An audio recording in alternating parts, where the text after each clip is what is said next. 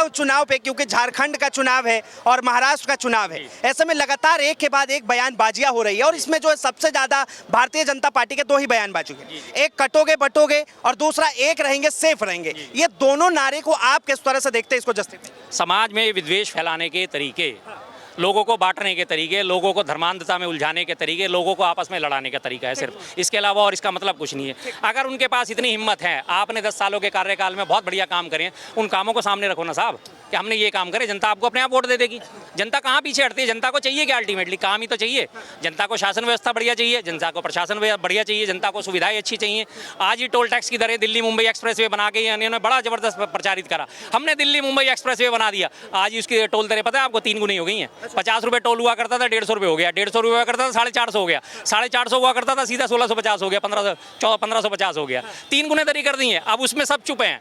अब इसलिए तो मैं बार बार कहता हूँ भैया बटोगे तो तुम्हारा कटेगा, एक होके इनका विरोध करो तो तुम्हारे को मिलेंगी फैसिलिटीज। अगर बट गए तो 450 का सिलेंडर इन्होंने 1200 पहुंचा दिया था, आप बट गए थे। अब फिर मत बटो, एक हो इनके खिलाफ हो। बटेगा तो हिंदुस्तान के लोगों का ही कटेगा। बिल्कुल कट रहा है, कटेगा नहीं कट रहा है साहब। बटे बड़े एकजुट होकर आवाज नहीं उठाते। सिलेंडर महंगा हो गया, पेट्रोल महंगा हो गया, आटा महंगा हो गया, दाल महंगी हो गई, सब्जी महंगी हो गई, गोल्ड महंगा हो गया। 2014 में गोल्ड 24,000 रुपये हुआ करता था, आज 80,000 क्रॉस कर गया। अभी तो इन्होंने पीछे 3% ड्यूटी हटाई थी ना आयात करने के लिए, और उसके बावजूद भी 80,000 क्रॉस कर गया। तो आपका तो लगातार कट ही रहा है सुबह से शाम तक। एक आपको मुंबई एक्सप्रेस वे बना के दे दिया, पहले कुछ दिन तक रखा 150 रुपये टोल टैक्स 50 किलोमीटर के लिए, अब सीधा उठा के 450 रुपये कर दिया, तो आपका कट गया।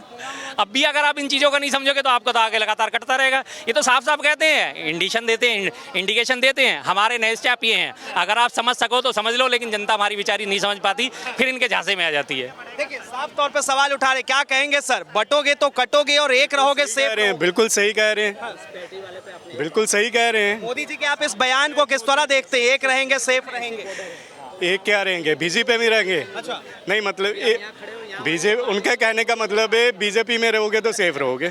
ठीक है, वो चाहे आप कोई पॉलिटिकल पार्टी ले लो। आप देख ही रहे हैं हरियाणा के चुनाव क्या है। हरियाणा के चुनाव को कैसे देखते हो आप?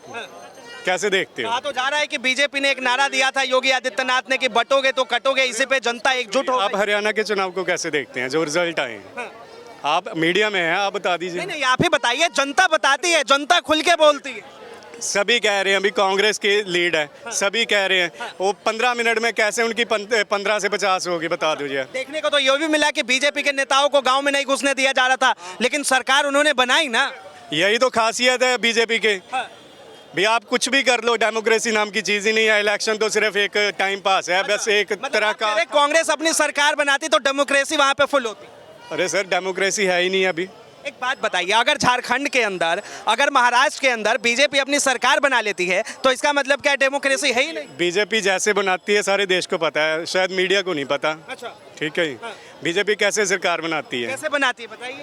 आपको बेहतर पता होगा भाई साहब। जनता है ना, इस देश की जनता है, आपको पता है। इन सर ने जो बताया ना वैसे ही बनाते हैं। ठीक है, इससे बेटर कोई एग्जाम्पल नहीं है, इससे बेटर कोई स्पीच नहीं है, कोई बाइट नहीं है। क्या लग रहा है फिर आपको, जो ये हरियाणा के चुनाव होने, माफ कीजिए, हरियाणा का चुनाव तो खत्म हो गया, महाराष्ट्र का जो चुनाव होना है, झारखंड का चुनाव होना है, क्या लग रहा है किस तरह का खेला होगा?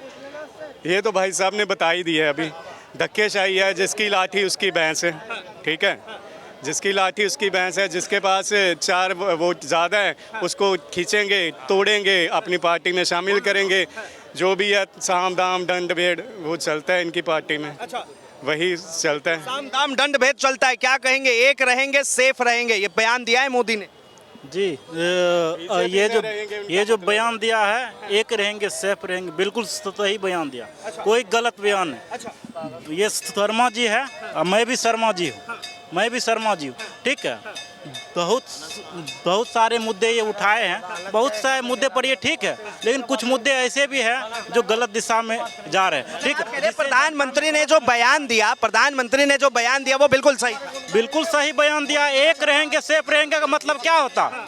एक रहेंगे सेफ रहेंगे मतलब एकता में बल है। अगर हम लोग एक साथ मिल के रहेंगे तो ठीक रहेंगे। हम लोग 10 आदमी है, 10 आदमी मिलके अगर कोई चीज का मुकाबला करेंगे तो वो सही है, अकेला क्या कर सकता। लेकिन शर्मा जी ने अभी सवाल उठाया कि ये किसको एक करने की बात कर रहे हैं, ये भी जरा बता दे।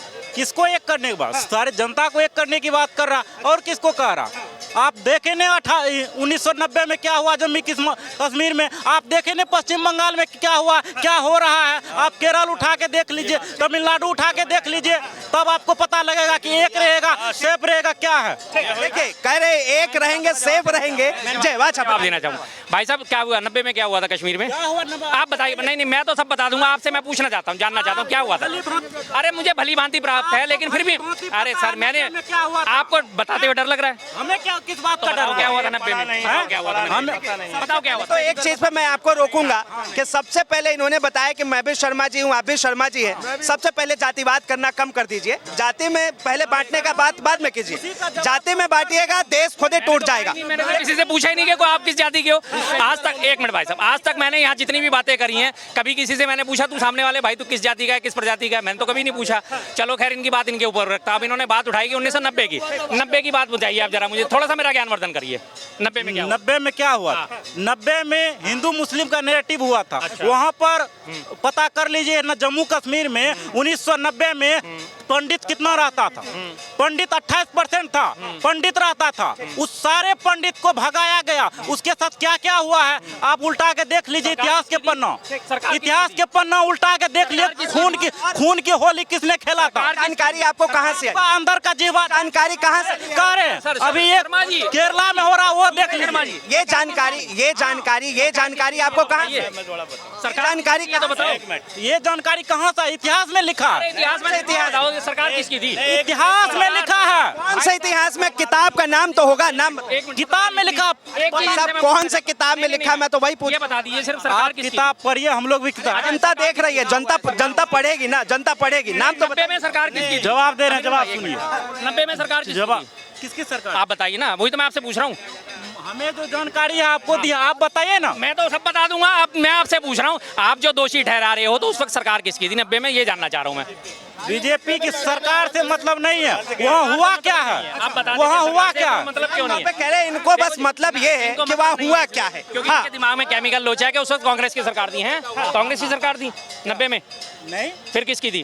किसकी सरकार थी? आपसे ही तो पूछ रहा हूँ, आप बताओ ना। बीजेपी का सरकार था। और किसका? बीजेपी की सरकार था तो दोषी कौन हुआ? उससे क्या मतलब? जहाँ पर सरकार दोषी नहीं है। आज सरकार दोषी नहीं। अगर आज यहाँ दिल्ली में कोई भी गलत चीजें हो रही हैं और केजरीवाल सरकार में है तो केजरीवाल दोषी है। लेकिन अगर कश्मीर में 90 में नरसंहार हो रहा है, जनसंहार हो रहा है और वहाँ बीजेपी की सरकार है तो बीजेपी की सरकार दोषी नहीं। अब मैं आपको बता देता हूँ, 90 में सरकार थी वहाँ पे वीपी सिंह की केंद्र में, और बीजेपी के 78 सांसदों के भरोसे वो चल रही थी। लेकिन वहाँ पे सारा का सारा इंसिडेंट होने के बावजूद भी उन्होंने सत्ता की मलाई चाटने की वजह से बीजेपी ने उससे समर्थन वापस नहीं लिया।